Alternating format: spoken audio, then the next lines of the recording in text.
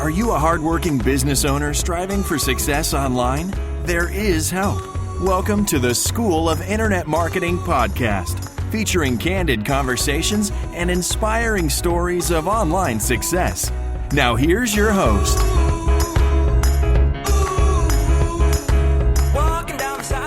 Yes, this is James Martell, founder of the School of Internet Marketing, and today I am your host, and I'll be talking with Bill Lawrence, founder of healthtraits.org and host of the Health Traits podcast on Spreaker Web Radio.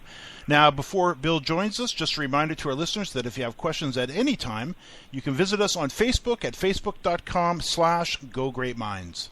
Bill Lawrence is the founder of healthtraits.org and co-developer of SynergiaGSH, aptly nicknamed the mother of all antioxidants. Bill is a successful entrepreneur. He's a city councillor as well in White Rock, BC, a seaside community just outside of Vancouver, British Columbia, and he holds a BSc in biochemistry from Simon Fraser University and an MBA from the City University in Seattle. Bill, it's great to be chatting with you today. Well, it's great to be here, James. Thanks for the invitation, and I'm looking forward to this. It's always, I find, a great conversation to talk with someone like yourself who has just gone through the process of developing a product for market. I do know many listeners dream of creating their own product or maybe partway down the pathway to doing so, and of course there's many potholes along the way and a few landmines that we want to hopefully avoid stepping on. So I thought it'd be great just to get you on to talk about it and we'll talk a little bit about your product, SynergiaGSH, or SynergiaGSH, sorry, I got to get that right. People have a lot of different motivations when they want to create their own product. Sometimes it's purely financially based. Sometimes they've got a product that they just have to get out to the public because they've identified a real need for it. In your particular case, why did you create your own product, and what was your motivation behind it? Well, the main focus, at least on this product, SynergiaGSH, was to make sure that there is an ability for people to get healthy in a natural way, in a way at least that allowed their bodies to actually repair themselves. One of the big challenges, and part of my past, deals with being in a pharmaceutical industry, basically a mainstream pharmaceutical industry that promoted really dealing with symptoms and not really dealing with the root of the problem and for different ailments and diseases. And as such, after I left the industry, I left it for a while and then went back to to a natural-based homeopathic type of a concept and plan of action. And from there, I said, okay, well, there's got to be a way of getting better in a way that doesn't carry along the side effects that are usually associated with pharmaceutical products. So that was the basic need and the motivation that I had in moving forward in getting Synergia developed. When entrepreneurs or entrepreneurs-to-be are looking at the potential for themselves to be creating a product of their own, I guess it really falls back to the old adage, find a need and fill it. And that's, of course, that's a saying that I've heard for probably decades now. I hate to say it, but it's been around as long as I can remember. And in your particular case, let's delve into it a little bit more. Let's talk about this whole idea of finding a need. And in your particular case, you kind of covered that a little bit. Let's talk about it from the business perspective. When you spotted that potential product idea, take us back to the beginning when you were, and I know you've got partners involved. Take us back to how this all came about. Well, a lot of it started when it came down to knowing and realizing what's currently in place. Actually, one of the partners had some concerns, had some health concerns, and what was on the market at that time, and specifically through mainstream medicine, did not fit well with him, and as such, there was a need and actually a process that we went through to develop something that was going to be able to take care of the issues that he was having. one of the things that also came into play was the fact that there are so many things and so many ingredients and sources out there that allowed for getting to a healthy state with natural products at least that were either naturally occurring in nature or produced, synthesized by the body, that when we were younger were in abundance, but as we grew older, were definitely not as prevalent and actually basically depleted with age. And one of the big things, especially when it came down to the SynergiaGSH, was the focus on glutathione. When we determined that, and it wasn't us ourselves, but after I think it was about over 67,000 research papers done on glutathione and its links to curing and reducing the effects of the disease effects within human beings, as well as with animals. Once we found out that glutathione was the key to getting that health back, then we focused on that particular aspect of it, and it worked out great. The development side of things came as as they say, necessity is a mother of invention. When you're not feeling good and you're ailing and you want to try to get better in a natural way, at least in a way that's not going to then cause more side effects, which were sometimes more often than not even worse than the original ailment, then you take a look at doing your research, making sure at least that products are out there that can do that. And we knew that was intuitively, we knew that was going to be the case, and we made sure that we knew which ones that we wanted to include, and made sure we put them into the formulation. Once you had the formulation basically, nailed down, what was the steps that it took next? And I do know when it comes to product development, because I've been involved in quite a number of them myself, that sometimes it can take a little longer than expected to get to market. What, in your particular case, steps to manufacturing? So now you've got a formulation. Now you actually need to create the product. Right from, I would suggest, labeling, packaging, regulations, of course, creation of the product. Take us through the steps that you had to go through to get from where you were with an idea and a formulation to actually have the bottle in your hand. Well, you take a look at the fundamentals, I guess, of product development, and even with the marketing side of things. But when you're dealing with getting off the ground, the product, the pricing, the placement is one of the key rules of thumb, I guess, to utilize. We want to take a look at some of the niche markets, and being everything for everybody is definitely not a good way to go unless you have multi-billion dollars at least to spend on pretty much all of your marketing and product development. And definitely in this case, and I'm sure, and in the case of the majority of your listeners, nobody's going to have that amount of money to be able to spend on that. But when we took a look at what we had, we said, this formulation is going to work well. This is going to be, in fact, pretty fantastic for those at least to take a look at it and utilize it as a product.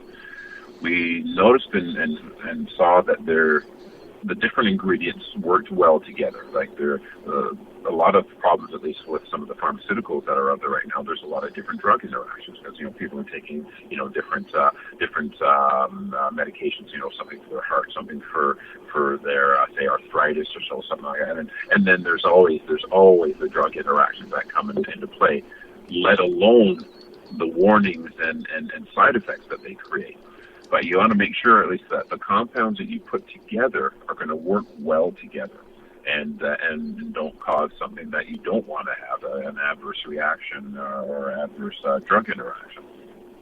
So we took a look at making sure that we had the right compounds, the right chemicals put together, and then it came down to sourcing out everything that we needed to get the job done. We were going to have them in capsule format, so we had to find a lab to set it all up. And we took a look at making sure that if we're going to put something on the market, we wanted to make sure that it was a premium product, a product that people would feel comfortable with, would feel very, very, very satisfied with the quality that was going to be put forth, and wouldn't have any issues, at least with fillers and excipients, at least that could be harmful, at least anyway, to individuals, because there are a lot of unfortunately a lot of supplement companies that are out there that just add things to fill the tablet or fill the capsule, at least anyway, space, so that they can say that they have a full tablet of goodies. But we had enough there to fill the product with high quality pharmaceuticals or nutraceuticals in this particular case, and finding a lab to be able to pull it off, finding a labeler to make sure that things were set, ready to go, so that we can make sure that they are compliant with both with Health Canada as well as with the FDA, based on the fact that the marketing is mainly done, at least anyway, down the States, but then we also have the ability to provide at least to Canadian customers. And then also knowing exactly how we're going to be distributing the product. The main focus we wanted to do was via the internet, because we felt that particular avenue was going to provide us with the best bang for buck. If you take a look at a number of different businesses, say even restaurants and things like that, you have to have a brick and mortar type of a storefront being ready to go, because you can't really eat your food, at least anyway, order it on the internet unless you're doing some sort of a delivery system or something like that, right? But if you're not in if you're not in the restaurant business and you're setting up a product or service that can be utilized actually quite well with the internet marketing model, then you're sitting pretty. If you're able to coordinate and make a promotional package that is impactful to the market that you want to reach. I'd like to get into detail. I do know we're going to do a second part to this show where we're going to talk to you about your experiences with coming online with a product such as this, and I'm looking forward to that. Let's talk a little bit about as the product has been developed and as the packaging came together with the labeling, and you mentioned Health Canada and you mentioned the FDA. Anybody that's creating a product always has these regulators that they need to be aware of and paying attention to. I would imagine, especially in the healthcare industry, anything to do with pharmaceuticals. And I do know your product is actually a pharmaceutical product. Is that correct? That's correct. Yes, it is. It's a product that we have had some. Definitely, it's taken a while to get to where it is right now, and that's the thing about it. If you have a dream that's in place, you definitely don't let anything stop you. You know that it's going to be something that's going to help people, and we use that as our main premise. Our main mission was to help people. There are a lot of things that individuals can do if they have certain ailments that are non supplement related. Just changes in lifestyle, because of the fact it's our lifestyle that sort of got us to where we're at right now. Changing that lifestyle would intuitively be logical to be able to get us back to a normal state. But to add to, I guess, the speed and degree at which you can get back to a normal state, supplementation is definitely recommended. And if you're able to do it with a natural product, something that at least provides you with the ability, like naturally occurring product that can get you back to that normal state or back to that healthy state, then you're far better off, at least anyway, than going with some of the mainstream pharmaceuticals that are in the medical system right now. You mentioned a few things along the way here. You talked a little bit about having some ingredients that set you apart from your competition, so that gives you a competitive advantage. You clearly have found a need and you have filled it. And you also mentioned the word niche. You said unless you've got billions of dollars to get to market, and I guess such as a pharmaceutical company who seem to have very deep pockets. Most listeners, as you also said, were clearly not in that position. So we really do want to make sure we're focused and targeting in on a very specific niche, because it gets back to the saying, do you want to be a very small guppy in a very big sea, or do you want to be a big fish in a small pond? And in all of this conversation we're having about competitive advantage and finding a need and filling it and targeting in on a niche, what would you say is the biggest things through the development of the product? What's the biggest things that you've learned? I think there are many. There's no doubt about it. Once you get into into creating a product and getting it to market, there's always something new that you have to go through that I'd say initially, at least, you weren't cognizant of, and that's one of the big challenges. I think one of the big things that came into play, and one of the biggest learnings really is dealing with some of the regulatory boards. And depending at least on the product that you have, you might not have to deal with any of these guys at all. But most of them have a government agency, at least, that they have to deal with, and you definitely have to dot your I's, cross your T's, make sure at least that everything is in place that is necessary, so that public safety is paramount. Because anything that you're taking by mouth or being through injection or whatever, some of even the skin patches and things like that. Anything, at least anyway, that is for the human body has to be of the utmost have the utmost in safety. So that's paramount. When it comes down to anything outside of, say, the regulatory side of things, then it's just those little things when it comes down to package size, the bottle size, how it looks to the customer and the end user, what you provide on the labels, even things like small things like that. You don't consider it a lot, actually, when you're sort of like a consumer. You're just there, so you read label here, label that. But then it comes down to determining, okay, well, which labels are going to be more appealing to customers? What do you have to do? We're talking about colors. You're talking about font sizes. You're talking about just the way that the text and graphics, at least anyway, are arranged on the label. So those little intricate things can actually make or break a product brand. So it's not just what's in the bottle that is of concern, but it's also what's outside of the bottle and what the consumer themselves at least sees.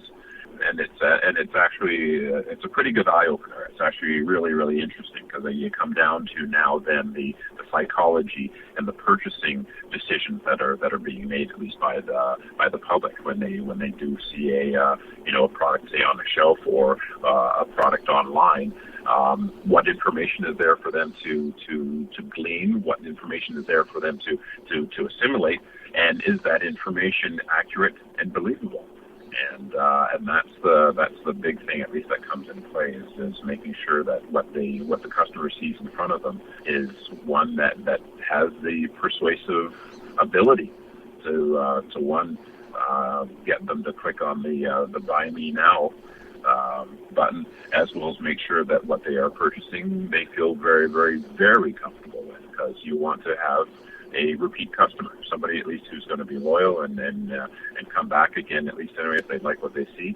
And with that, it comes down to making sure that the aesthetics, as well as the background and the information that's going to back up everything that you say, is there and in place and ready to go.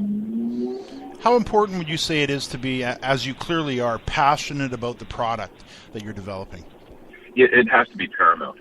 If you feel that it's just another product, it's something that people might buy, that's life, that's grand, and all that stuff. Without that passion, then you can't communicate that passion to anybody else. especially if you have the ability, and you should go out into the community, and if there are trade shows, if there are, farmers markets, things that allow you to get out in the public and talk about your product. If you're not passionate about the product, then people will see it also and see it in you that the passion is just not there. And they'll try to figure, okay, well, if this guy who made this product or is bringing it to market, if he's not feeling comfortable and enthusiastic about it, why should I actually take a look at it and think it's going to be something that's going to help me out? So the passion is definitely there. You have to take a look at it. You have to see.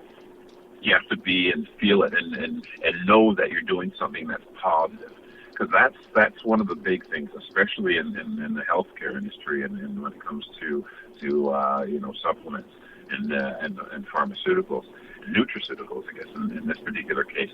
You have to have an innate desire to make people better. Bill, if you would, I can see we're just about out of time. Would you mind offering up a few final words of encouragement to those who may be on a similar path to you, a little bit further behind on the path of creating their own products? Any words of advice? Well, if you have a product that you feel that the public is going to need and want, I guess that's really what it comes down to. There are a lot of products that are out there that sit on the shelves that people don't have a real need for.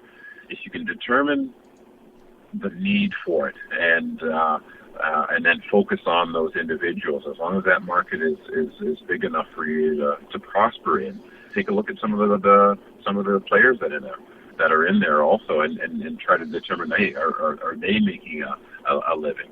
Niche marketing is really the way to go these days, and if you're able to focus on that, then more often than not you'll have a higher level of success. Bill Lawrence from healthtraits.org and host of the Health Traits podcast on Spreaker Web Radio. Bill, thanks so much for joining me. Well, thanks, James. I was very, very happy to be here. Thank you. Thank you for listening. To learn more about the School of Internet Marketing and to get access to all exclusive courses and interviews, visit theschoolofinternetmarketing.com. That's www.theschoolofinternetmarketing.com.